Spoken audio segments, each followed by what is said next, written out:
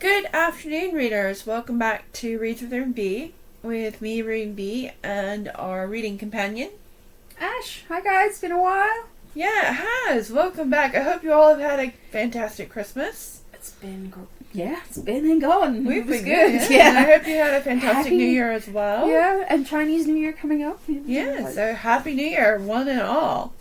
So today we are back with our main read, A Little Princess, and we are doing chapter 12. Hey. So, let's get going. Chapter 12, The Other Side of the Wall. When one lives in a row of houses, it is interesting to think of the things which are being done and said on the other side of the wall of the very rooms in which one is living in. Sarah was fond of amusing herself by trying to imagine the hidden things by the wall which divided the select seminary from the Indian gentleman's house. She knew that the schoolroom was next to the Indian gentleman's study, and that she hoped that the thick walls were so thick that the noise that sometimes made after lesson hours would not disturb him. I'm growing quite fond of him, she said to Ermengarde. I should not have liked him to be disturbed. I have adopted him for a friend. You can do that with people you never speak to at all. You can just watch them and think about them and be sorry for them until they seem almost like relations. I'm quite anxious sometimes when I see the doctor call twice a day. I have very few relations, said Ermengarde reflectively. I'm very glad of it. I don't like those I have. My two aunts are always saying, Dear me, Ermengarde, you are very fat. You shouldn't eat sweets. And my uncle is always asking me things like, when did Edward III ascend the throne? And who died of a surfeit of lampreys? Sarah laughed. And people you never speak to can't ask you questions like that, she said. And I'm sure the Indian gentleman wouldn't, even if he was quite intimate with you. I am fond of him. She had become fond of the Large family because they looked happy, but she had become fond of the Indian gentleman because he looked unhappy. Evidently,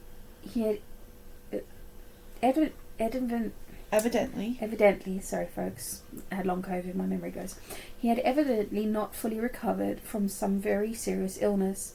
In the kitchen where, of course, the servants, though some mysterious means, knew everything, there was so much discussion of his case. He was not an Indian gentleman really, but an Englishman who had lived in India. He had met with great misfortunes, which had for a time so imperilled his whole fortune that he had thought himself ruined and disgraced forever. The shock had been so great that he had almost died of brain fever, and ever since he had been shattered in health through his fortunes, had changed, and all his possessions had been restored to him. His troubled and peril had been connected with mines. And with mines, with diamonds in 'em, said the cook. No savings of mine ever goes into no mines, particularly diamond ones. With a side glance at Sarah. We all know something of them. He felt as if my papa felt, Sarah thought. He was ill as my papa was, but he did not die. And so her heart was more drawn to him than ever before. When she was sent out at night, she used to sometimes feel quite glad, because there was always a chance that the curtains of the house next door might not yet be closed, and she could look up into the warm room and see her adoptive friend. When no one was about, she used to sometimes stop, and holding on to the iron railings, wish him good night, as if he could hear her.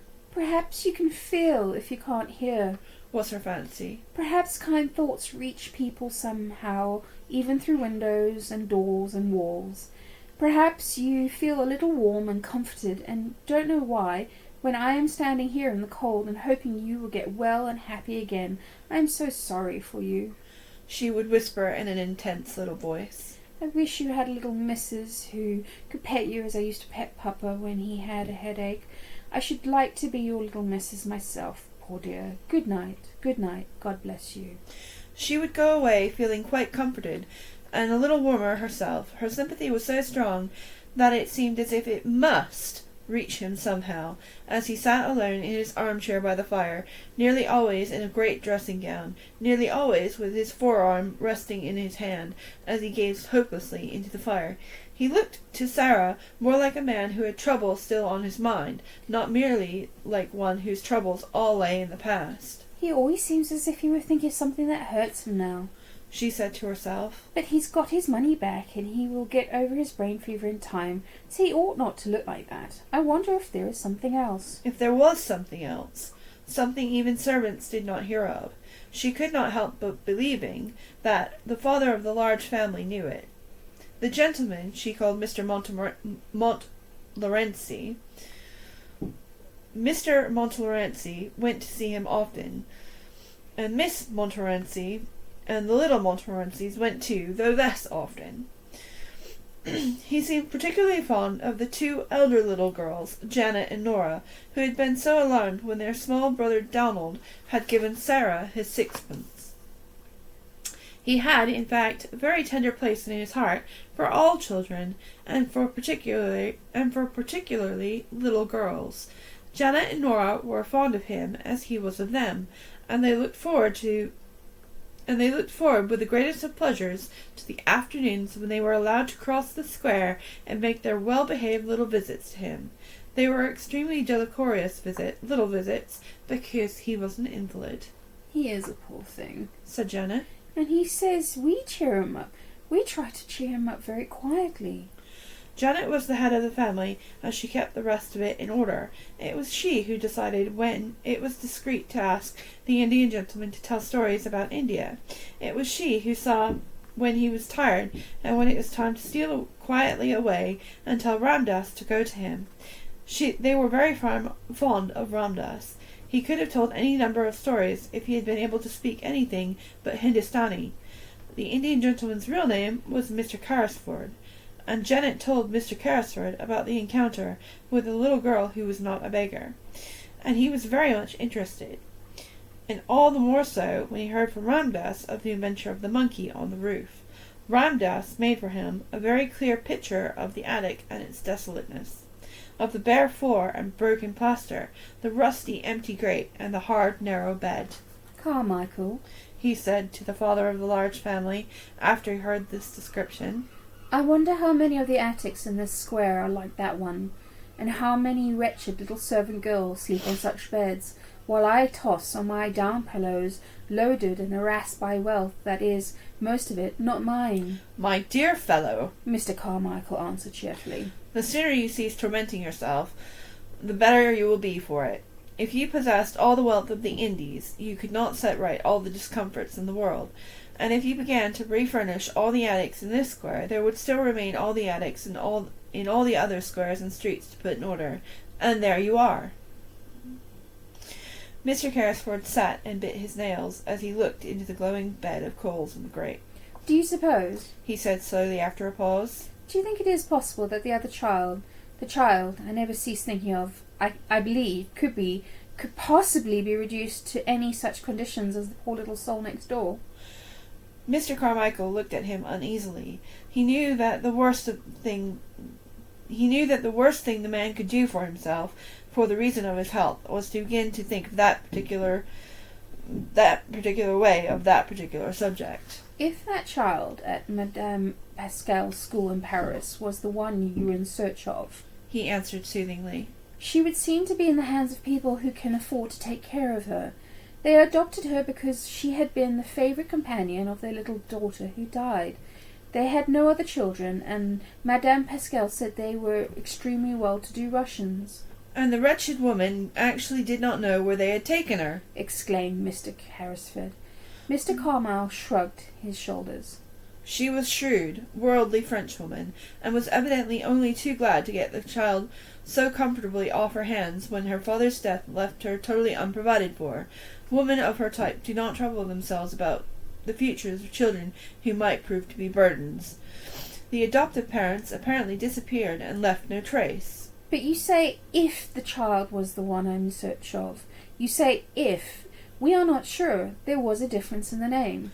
Madame Pascal pronounced it as if it were Carew instead of Crew, but that might merely be a matter of pronunciation. The circumstances were curiously similar. An English officer in India had placed his motherless little girl at the school. He had died suddenly after losing his fortune. Mr. Carmichael paused for a moment, as if a new thought had occurred to him. Are you sure the child was left at a school in Paris?